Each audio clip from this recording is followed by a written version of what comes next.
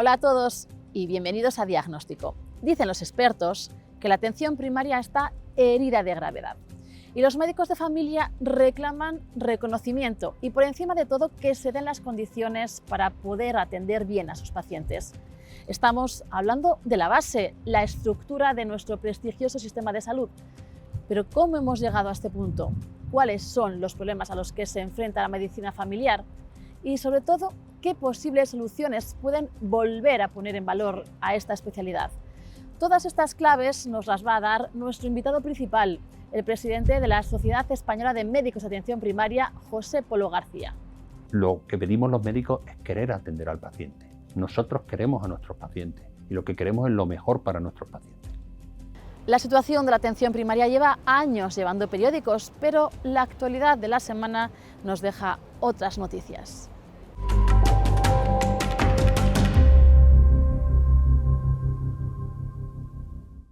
Entre un 85 y un 97% de los pacientes con enfermedad renal crónica carece de diagnóstico, según un estudio de AstraZeneca.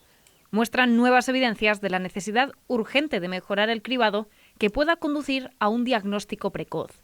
En el modelo de previsión de simulación de pacientes se estima que hasta 2032 el número de personas con enfermedades renales crónicas aumente en un 44%. Los expertos insisten en que es una emergencia de salud pública que debe abordarse de inmediato. Además, el coste asociado a los tratamientos de esta enfermedad aumentará casi un 70% hasta alcanzar los 2.160 millones de euros. Según la Sociedad Española de Neurología, cada año se diagnostican 900 nuevos casos de ELA en España. Esta enfermedad neurodegenerativa afecta a las neuronas responsables del control de los músculos voluntarios. Es la tercera enfermedad de estas características más común en España. Piden más unidades especializadas para poder mejorar la calidad de vida y supervivencia de los pacientes. De esta manera se permitiría un control sintomático y la prevención de complicaciones graves. Llega el verano y con él la famosa operación bikini. Son muchos los que caen en la tentación de las redes sociales y se someten a las conocidas como dietas milagro. Los dietistas y nutricionistas alertan de los peligros de seguir dietas demasiado estrictas. Prometen perder peso en poco tiempo y sin esfuerzo, restringiendo total o parcialmente alimentos básicos. Advierten de la importancia de pedir consejo a los profesionales y priorizar la salud, acompañando estos procesos con ejercicio físico y hábitos de sueño saludables.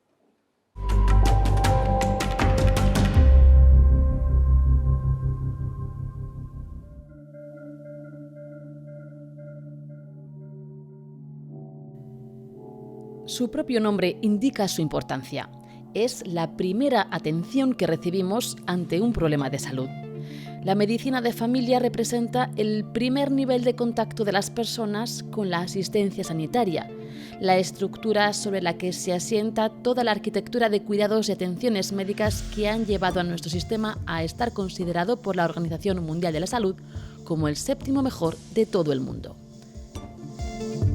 El desgaste físico y moral que la pandemia de COVID-19 infligió sobre nuestros médicos en general y sobre nuestros médicos de cabecera en particular ha acelerado la necesidad de tomar decisiones sobre los retos a los que se enfrenta el colectivo, como la avanzada edad media de los facultativos o la dispersión geográfica de los pacientes.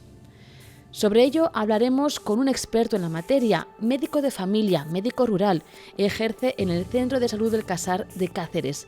Es además el presidente de la Sociedad Española de Médicos de Atención Primaria. Hoy nuestro invitado principal es José Polo García. Es la puerta de entrada a la salud, la primera a la que llamamos cuando tenemos un problema y sin embargo en los últimos años pacientes y profesionales se quejan de un deterioro de la atención primaria. ¿Cuáles son los principales retos a los que se enfrenta este sector? Pues yo creo que es la puerta de entrada, pero es la columna vertebral de nuestro sistema sanitario. Los importantes retos es que se construyó un edificio que es nuestro sistema sanitario público, Ley General de Sanidad, o Decreto de Estructuras Básicas de Salud, y durante años pues, hemos estado manteniendo. El gran reto es mantener ese edificio y esa construcción en perfecto estado, cosa que en estos momentos es complicado después de la pandemia y porque también la generación o la parte de recursos humanos no está viendo recambio generacional. Es decir, que no hay suficientes médicos. No, en este momento no hay suficientes médicos para cubrir el número de plazas que están ocurriendo por las jubilaciones. El 30% de los médicos que trabajamos en atención primaria somos mayores de 60 años. La pandemia ha generado tanto desgaste que el compañero pues, piensa en la edad de jubilación, además de los problemas de sobrecarga asistencial, pues desaniman a continuar trabajando. Sí, y no parece que el problema vaya a tener pronta solución, ¿no? Un estudio del Centro de Estudios del Sindicato Médico de Granada dice que de aquí a 2034 va a haber una media de unas 8.000 jubilaciones de médicos cada año y especialmente en la atención primaria. ¿Qué podemos hacer? Pues lo primero que hay que hacer es reformar y ayudar a la mejora de la atención primaria, porque no solo ya es las jubilaciones. El año pasado hubo 200 vacantes. El médico que termina su formación y aprueba un examen MIR no elige ser médico de familia. Ese es un gran problema. Si estamos viendo que el problema no es un problema de cifra de plazas MIR, es un problema que hay que atender desde la formación. Nosotros llevamos muchos años pidiendo que se genere en las facultades de medicina la asignatura de médico de familia o de medicina de familia, como un área de conocimiento, como algo específico, que además sea impartida por médicos de familia para que el médico o el estudiante en medicina conozca lo que es la atención primaria y conozca lo que es la medicina de familia.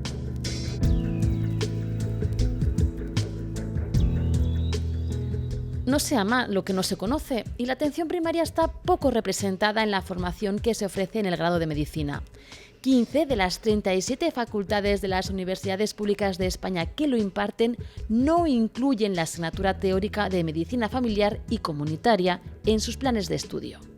Tenemos una formación médica de grado muy dirigida hacia la atención hospitalaria y no hacia la atención primaria. Y fíjate que casi el 50% de los médicos que desarrollan su actividad lo hacen en ese entorno de la primaria. Hay una falta tremenda de formación en DAP en las universidades, creo que no se le da la atención que se le merece y el cariño que se merece. No en todas las facultades es ni siquiera una asignatura obligatoria, en algunas es como competencia transversal entre diferentes asignaturas y en otras apenas el peso está presente y muchas facultades no pisan el centro de salud hasta sexto curso. Como consecuencia, y sumado a la falta de prestigio que en los últimos años ha adquirido esta profesión derivada de unas malas condiciones laborales, es una de las especialidades menos demandadas por los residentes. Esa falta de expectativas que se generan durante el grado, unido a las condiciones laborales actuales de la AP, hacen que la opción sea menos atractiva que otras opciones de formación.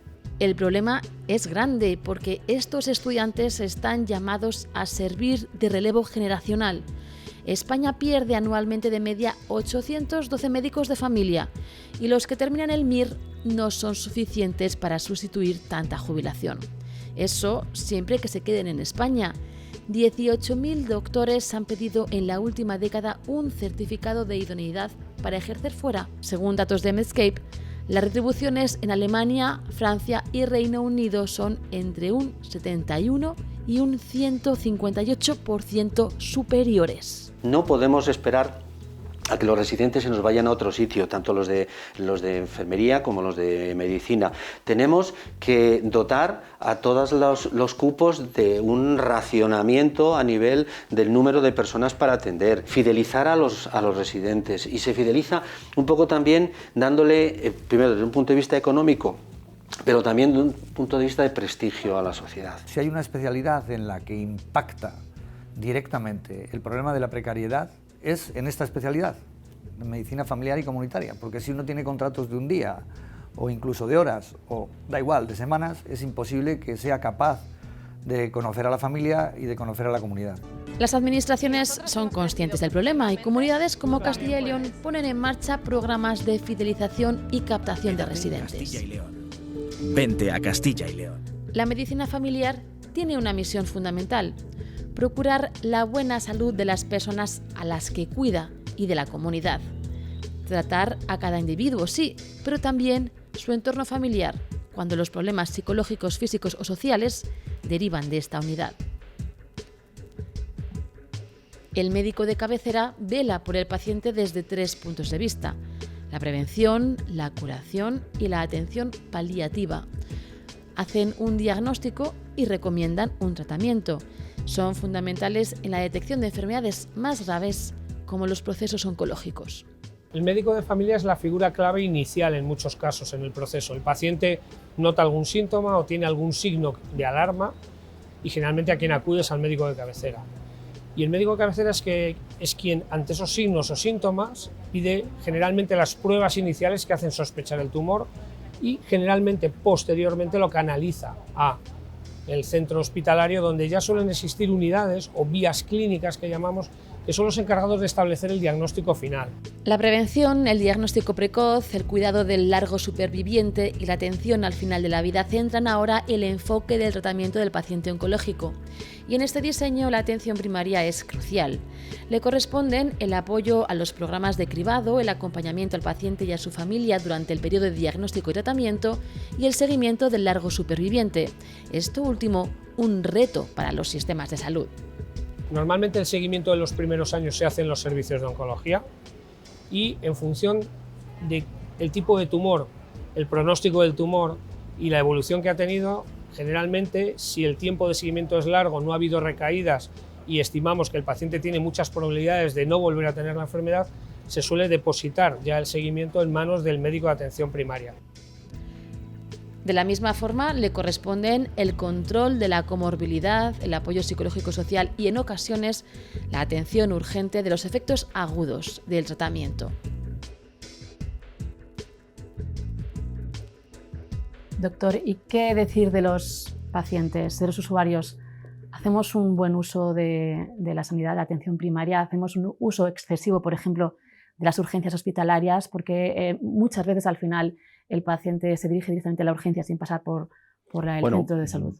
En primer lugar, todos somos pacientes, todos podemos ser o vamos a ser pacientes en algún momento de nuestra vida y tenemos que ser muy claros en que debemos concienciarnos del buen uso del sistema, de nuestros servicios, que el coste del servicio cuesta dinero mantenerlo y debemos como ciudadanos tenerlos todos en cuenta. Tenemos que concienciar al ciudadano de la importancia de la atención primaria. ¿Estamos hablando en este caso de copago? Yo nunca defenderé el copago. Yo creo que la atención primaria debe ser importante y es importante porque es la columna vertebral. Como fracase la atención primaria o nuestro sistema sanitario público, la atención primaria desaparezca, ¿qué convertimos esto? ¿En un hospitalocentrismo? El 95% de los problemas de un ciudadano, de salud de un ciudadano o de un paciente, se solucionan en el ámbito de la atención primaria. Acudimos al hospital el 5%. Y además, si hemos llegado a la esperanza de vida que tenemos en este momento en nuestro país, es por una buena atención primaria, por una prevención de los factores de riesgo cardiovascular, por una prevención de enfermedades, por una vacunación correcta de nuestras poblaciones, y creo que eso es lo que ha aumentado nuestra esperanza de vida, no por acudir por una patología, por una apendicitis, por una artrosis de cadera y una prótesis de cadera, hemos llegado a una mayor esperanza de vida, hemos llegado por tener una mejor atención primaria. Hemos hablado de la incidencia de la pandemia sobre el desgaste de los profesionales, pero con la pandemia también llegó la telemedicina, las consultas telefónicas. Esto ha llegado para quedarse. ¿Cómo puede afectar al día a día del facultativo? ¿Puede ser un desahogo o por el contrario va a entorpecer al restar peso a la presencialidad? ¿Cómo de importante es la presencialidad? Yo creo que la telemedicina es una herramienta más, una herramienta que puede ser útil en determinados casos. Si un paciente tiene que ir a recoger, después de haberse realizado pruebas en un hospital, de haberse realizado una serie de pruebas analíticas, pues posiblemente se le puedan dar resultados vía telefónica o se le pueden hacer determinados controles por telemedicina. Eso sí, es una herramienta, pero el acto médico, la presencia física del paciente, la exploración del paciente son fundamentales en medicina y además en atención primaria es primordial porque es la herramienta fundamental que tenemos. Si cada vez los médicos, al haber menos, tienen cupos de pacientes más elevados, es decir, que pueden estar menos tiempo con cada paciente, si además la telemedicina en determinadas ocasiones si está sustituyendo a esa asistencia presencial, al final el médico de cabecera, el médico de familia, cada vez conoce menos a sus pacientes. ¿Eso cómo dificulta la labor del día a día? ¿Cómo de importante es ese conocimiento del paciente, de sus antecedentes familiares? Es importantísimo. Decía Galeno que cura mejor el que tiene la confianza de la gente, y la confianza de la gente no se adquiere vía telefónica, se adquiere haciendo una anamnesis correcta, generando empatía con el paciente y dialogando con él y explorando al paciente. ¿Y en el caso de los niños este conocimiento es más importante? En los niños es fundamental, porque un niño no puede explicar por teléfono. ¿Quién explica los síntomas? La madre. Y entonces la exploración física es mucho más importante y más necesaria en un niño. Yo no me atrevería a hacer telemedicina en un niño.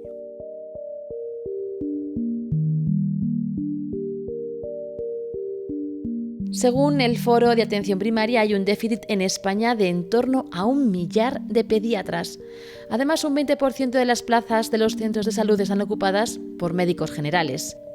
No es una situación que ponga en riesgo la salud de los menores, que estarán correctamente atendidos, pero no es la opción óptima. La formación del pediatra en atención primaria, en pediatría, es de 4 años, mientras hace la residencia. En cambio, el médico de familia solo está 3 meses rotando con niños. Eso es súper importante, porque las enfermedades de los niños ahora mismo se están volviendo enfermedades crónicas y los pediatras saben detectar esas enfermedades antes. Y en el peor de los casos están 500.000 de niños y adolescentes en España que no tienen pediatra ni médico de familia asignado, según la Asociación Española de Pediatría de Atención Primaria. Sí tienen asistencia, pero no un profesional de referencia. La relación médico-paciente está basada en la confianza mutua. Los padres buscan a un profesional en el que confiar, necesitan que se les vea siempre la misma persona, una persona en la que confían, una persona que conoce a su hijo, una persona que conoce las enfermedades de la familia, una persona que conoce las enfermedades de los padres, una persona que conoce el entorno biológico, el entorno psicológico y el entorno social de los niños. Para conocer en profundidad ese entorno de los niños y atenderlos adecuadamente en las consultas, estos especialistas demandan cupos de hasta 1.200 pacientes por profesional. Es fundamental tener al menos 10 minutos por paciente y si es una revisión por lo menos media hora por paciente, porque hay muchas cosas que mirar en los niños. Hay que ver cómo hablan, hay que ver cómo andan, hay que ver cómo se desarrollan. Por eso es muy importante ahora mismo limitar las agendas de los profesionales. El panorama que estamos dibujando no es nada halagüeño. ¿Qué les piden a las administraciones para poner coto a esta situación? Nosotros tenemos como Semergen, como sociedad científica, desde hace años un decálogo, son puntos muy claros. La enseñanza de la medicina en las facultades, que lo hemos comentado, la gestión de la demanda asistencial. ¿La gestión de la demanda asistencial en qué consiste? El médico, el 75% de nuestro tiempo, bien sea un médico de familia y muchas veces en hospital, se emplea en cargas burocráticas que hay que quitarlo. El médico tiene que ver enfermos. Pedimos también el aumento de la capacidad de resolución. ¿Qué quiere decir? Quiere decir que el médico debe tener capacidad de poder solicitar pruebas, médicos de atención primaria. No, es que esto no solo lo puede pedir el especialista de hospital, y yo que soy especialista en un centro de salud, que tengo una formación de especialista, ¿por qué no puedo pedir una prueba? Que eso además aliviaría, en cierto modo, reduciría el número de consultas. Claro, ¿no? reduce el número de pacientes, el número de visitas a nivel hospital, reduce supresión de trabas administrativas a la hora de prescripción. ¿Por qué un médico de familia no puede prescribir un producto y necesita un informe de un especialista en un hospital para un producto? ¿Por qué hay todavía medicamentos que deben irse a recoger a la farmacia hospitalaria y no se le pueden dar en el centro de salud? Otra de las medidas que pedimos es claramente el aumento de la investigación en atención primaria. El paciente, los grandes estudios se realizan en hospitales, pero esa no es la vida diaria de un paciente. Un paciente y los resultados en vida real son muy importantes para conocer cómo actúa un fármaco, cómo debe realizar. Pedimos también la posibilidad que se pueda para investigar, para que se puedan realizar tesis doctorales, pero todo esto, claro, se necesita invertir más dinero y un plan también importantísimo nacional de recursos humanos.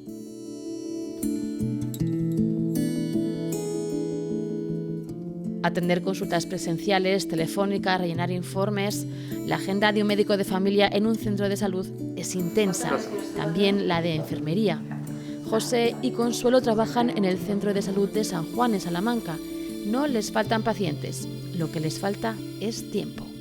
Los centros de salud no solamente tienen una labor asistencial, también nos tenemos que seguir formando, también necesitamos investigar y también necesitamos salir del centro de salud a los domicilios de los pacientes, a los colegios de los niños. Tenemos que tener formación, tiempo, tenemos que hacer investigación, tiempo, nos falta tiempo. Apenas hacemos gestión, apenas hacemos funciones docentes y desde luego de investigación muy poquito, porque no tenemos tiempo. Para tratar de aligerar la saturación en los ambulatorios, los servicios de salud están implantando programas de gestión compartida de la demanda. De lo que se trata es que la puerta de entrada al sistema de salud sea la enfermera y que la enfermera sea la que gestione con unos protocolos que tiene establecidos, decide si el paciente puede esperar y tiene que pedir cita otro día con el médico, o simplemente tiene que tomarse paracetamol y dejar que poco a poco esa patología se vaya resolviendo, o también se puede, si ve alguna cosa que le resulta extraña, que se escapa un poco de los conocimientos que tiene la enfermera, tiene que derivarlo al médico para que sea el médico quien le eche un vistazo.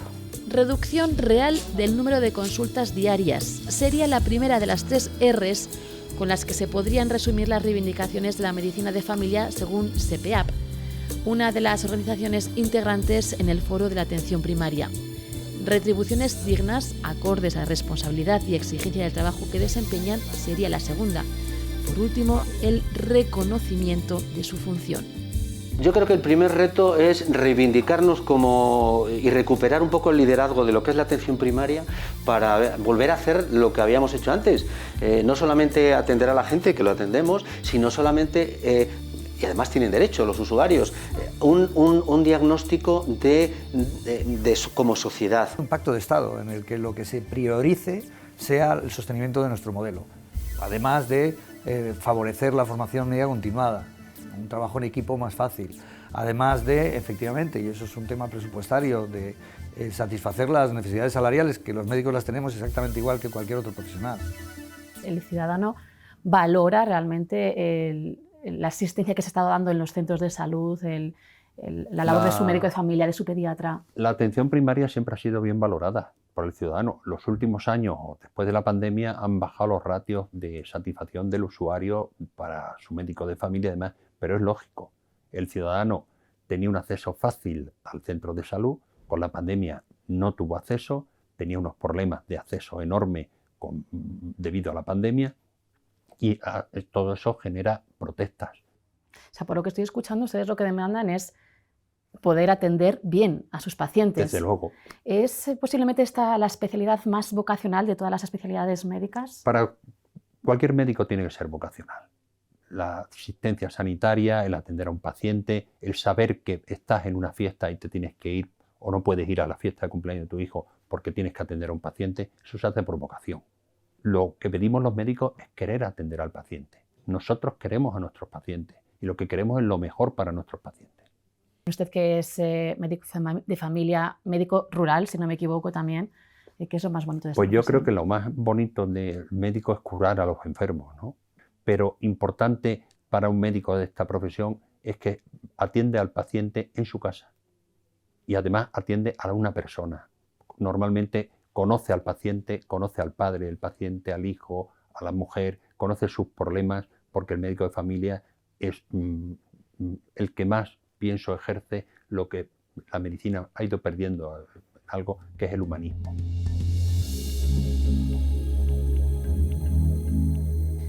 La palabra médico proviene del latín medicus, que procede del verbo medeor, que significa cuidar. Y si hay una especialidad que por excelencia se dedica a cuidar en el más amplio sentido de la palabra, esa es la medicina de familia. La medicina de familia y comunitaria es una especialidad preciosa, porque abarca todo el ámbito, no solo de la enfermedad, sino lo que decía antes, ¿no? La importancia que tiene la prevención de la enfermedad y la promoción y el impulso de programas de salud. La mayor virtud que tiene la medicina de familia y la pediatría, o sea, todo lo que tenga que ver con la atención primaria, es la longitudinalidad de seguimiento del paciente, la capacidad de poder seguir al paciente en las diferentes esferas de su vida y avanzar y ser parte de su historia vital y de las diferentes etapas que va viviendo. Ese seguimiento transversal al paciente creo que es de las cosas más bonitas que tiene la AP. La atención primaria no es la puerta de entrada, es el domicilio donde tiene que vivir el paciente. Puede que la vocación, la madurez y la empatía con el paciente sean los valores principales de la medicina de familia, que para muchos es la medicina de las personas.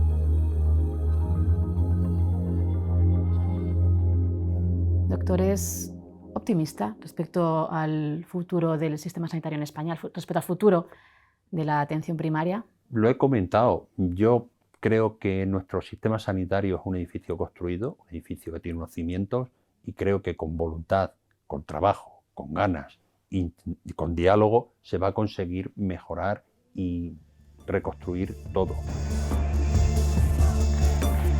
Algunos pasos ya se están dando. Meses de reivindicaciones están teniendo como fruto compromisos que esperemos no queden en papel mojado. A fin de cuentas, se trata de lanzar un salvavidas al primer nivel de asistencia sanitaria que conocemos, la base de uno de los mejores sistemas de salud del mundo.